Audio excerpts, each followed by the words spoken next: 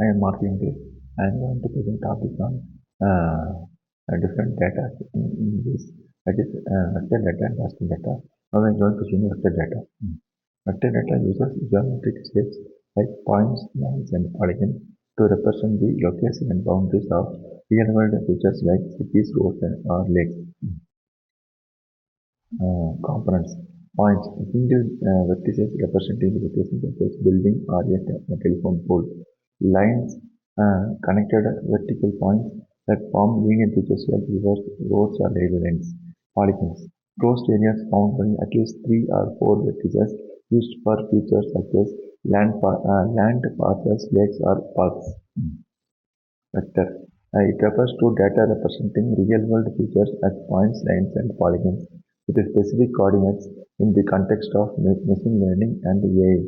Vector data represents features as mathematical vectors in a multiple dimensional space used to capture relationships in text, images, or other data for tasks like speech recommendations and natural language processing. Raster data. Raster data is a spatial data form that represents the world as a grid of cells or pixels where each of cell contains a single value representing one attribute of that location, like elevation, temperature, or color. It is ideal for continuous data such as static imagery, digital elevations, models, and scanned maps. Accuracy and details of raster data depends on the resolution of its cells. Smaller cells offer higher detail and resolution. Raster files are images built from pixels, tiny color squares that, in great quantity, can form highly detailed images such as photographs. The more pictures and images has the higher quality, and it will be vice versa. The number of pictures in an image depends on the file type, for example, JPG, GIF, and PNG. That is raster data. It shows the particular images, it shows different cells. It is representing the raster data. It is vector data. Already we have said that it has lines, points, and polygons.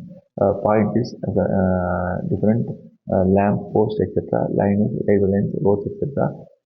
It shows that different points in the land as points, lines, and polygons. Polygons is nothing but a building or any sort areas or any particular type of areas. Example, it may be bus stand, it may be any buildings, or it may be any particular place or some building is located. Example, any government buildings or private buildings. Vector versus raster data.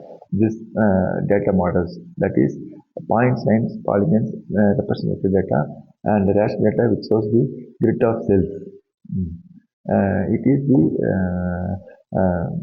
pictorial representation of the given any picture or any real world application or in the ground surface, in the ground surface or in the globe surface.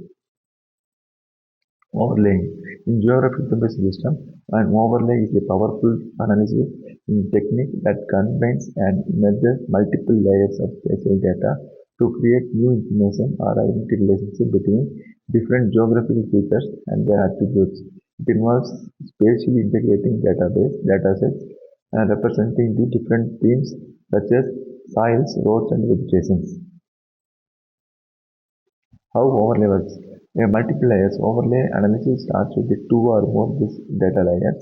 Example, a layer of language, a layer of flood plants, and a layer of population density that share the same common coordinate system.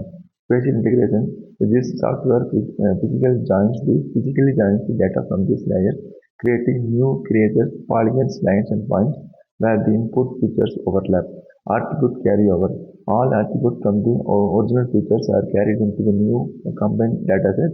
For example, if you overlay parcels with the flood zones, the new polygons will retain the original parcels, land use, and category, and also include the indicator of whether they are inside or outside the flood zone. Buffering.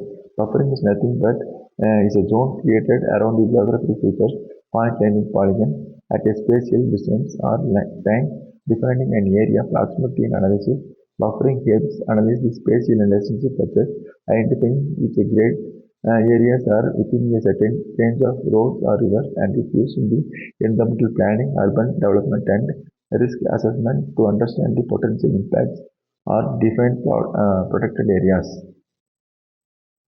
How buffering works. You choose a specific geographic feature such as point representing a well, a line representing a river, a polygon representing a protected habitat. Distance specification to define a buffer distance or time from that feature. This software generates polygon called buffer zone that encircles the selected features and a specified distance. All locations within the zones are considered to be within the defined proximity of the features. Terrain model in this, that is in the hilly areas. This digital elevation models are digital terrain models to represent the earth surface in a 3D dimensional digital format for analysis. These models which depict elevation data can be grid-based, then triangle-based, and used in the various applications including hydrological studies, engineering landform analysis, and site sustainable assessment. Types of terrain models. Digital elevation model, also called DEM, digital terrain model, also called DTM, and digital surface model, also called DSM. Data source for terrain modeling. Topographic maps and LIDAR, that is light detection and ranging. UAV, that is unnamed aerial vehicles. And last one is photogrammetry. These terrain models enable various types of analysis: slope and aspect, view-shed analysis, hydrological modeling, engineering and planning, ecological studies. It mainly understands the wildlife habitats and based on elevation and terrain features.